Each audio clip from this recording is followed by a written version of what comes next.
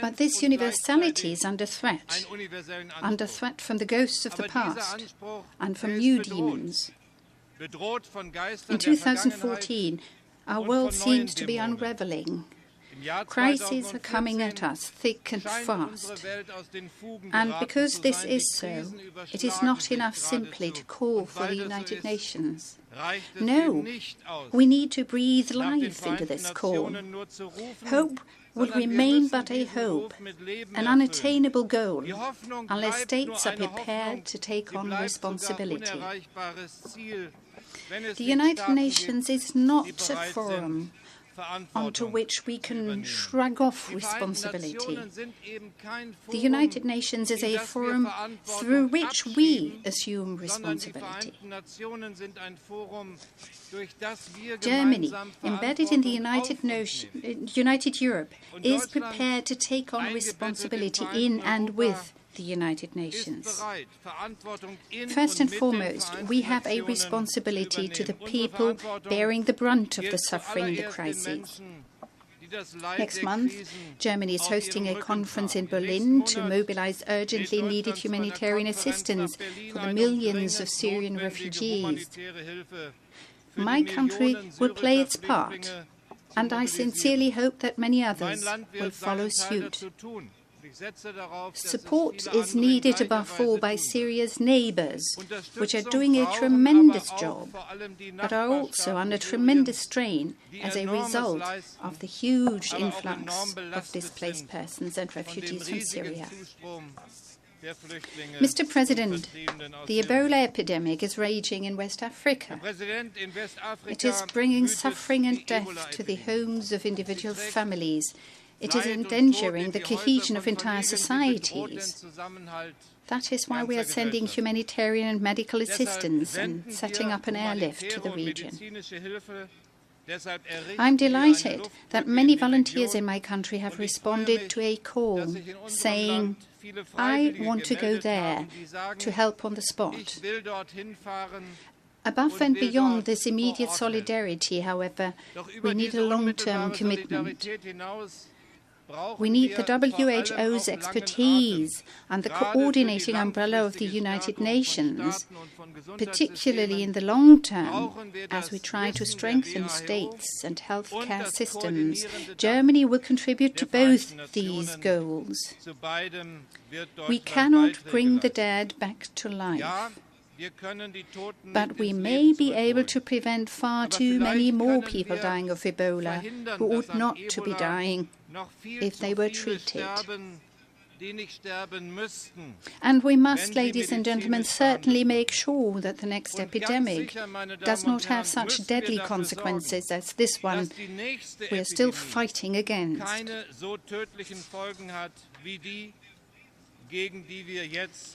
Mr. President, if we are to move towards the hope of peace, we need many small steps, the commitment of individuals, as well as bilateral diplomacy and regional initiatives. But none of these can replace the United Nations.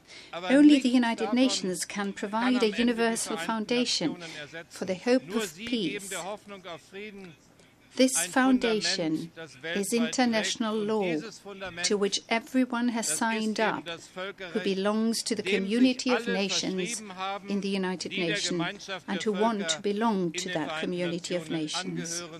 That is what we have to preserve. That is the core of our hope for peace. That is why I must mention the conflict in Ukraine here. Some people in this chamber may regard this as nothing more than a regional conflict in Eastern Europe. But I am convinced that this view is incorrect. This conflict, I believe, affects each and every one of us.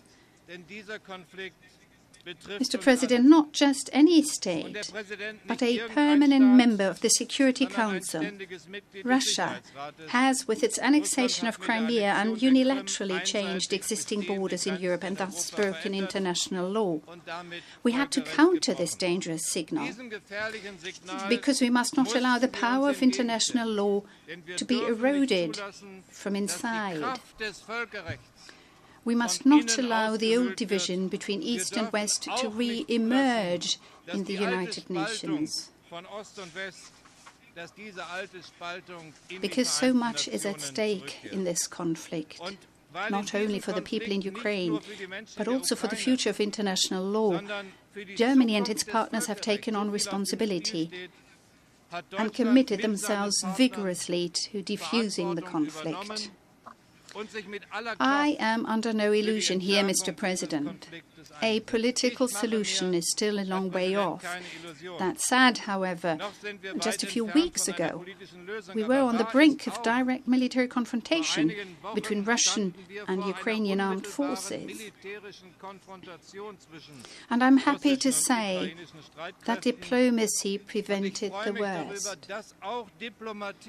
Now the priority must be to bring about a lasting ceasefire and to arrive at a political solution, a solution based on the principles of the United Nations and preserving the unity of Ukraine.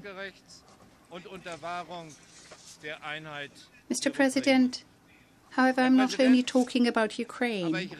As long as this conflict is simmering, as long as Russia and the West are in dispute over Ukraine, this threatens to paralyze the United Nations. But we need a UN Security Council that is able and willing to act in order to tackle the new and, in the long term, far more important tasks we're facing.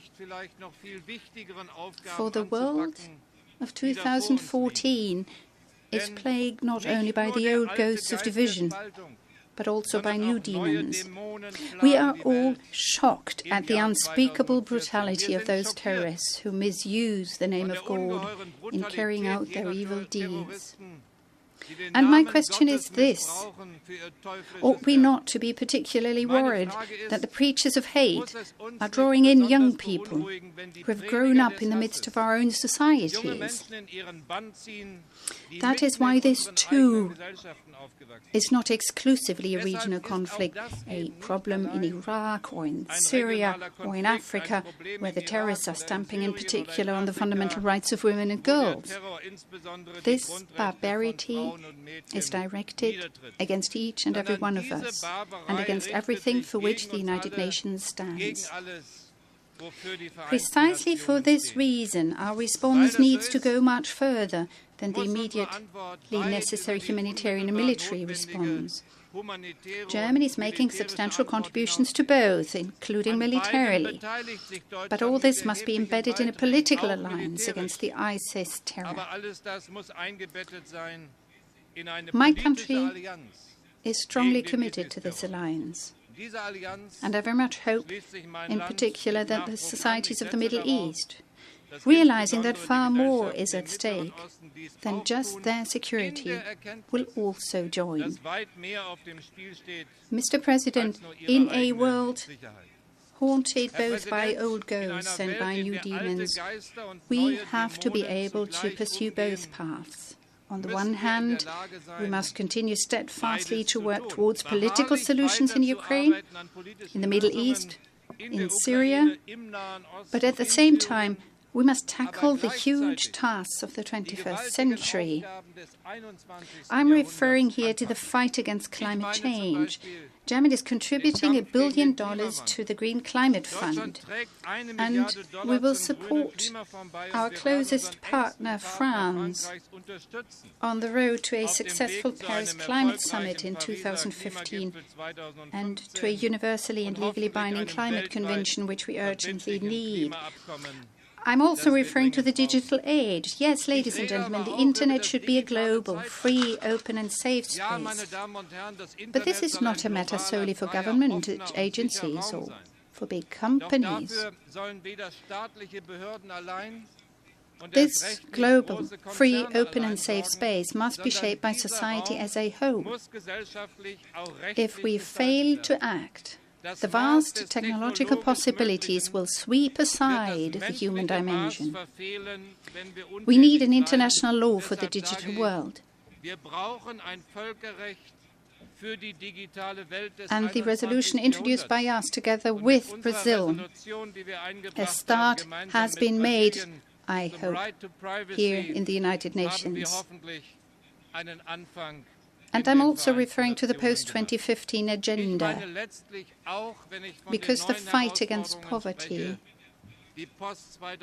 begins with the following question: how do we actually create value? How do we create prosperity? This question is not only directed at a few countries in need of help, rather it is a call to the whole world for more sustainable economic activity. With its shift to renewable energies, Germany has set out on a path which, though not easy, is one I believe the world must take if we want to preserve our natural resources, and if the fight for scarce resources, water and arable land, is not to become the major conflict of the 21st century. Mr. President, colleagues, Excellencies, by these huge tasks will our children judge us. They will look back, just as we are looking back at our forebears in this year of commemoration. Having learned from 2 world wars, our forebears established the United Nations as their lesson to us. If we want to continue this lesson, if we want to master the tasks facing us, then we must further develop this institution. Of course, the United Nations is not a finished product. Perhaps it will never be a finished product. It must evolve further so that in all its parts, including the Security Council, it reflects the world of today. Let me conclude, ladies and gentlemen, dear colleagues. I believe that the United Nations is worth every effort, for in it lives the world's hope for peace and a legal order. My country, I would like to assure you, will play its part to make this hope a reality, step by step.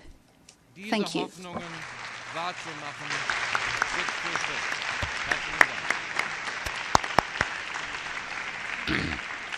I thank the Minister of Foreign Affairs of Germany for his statement.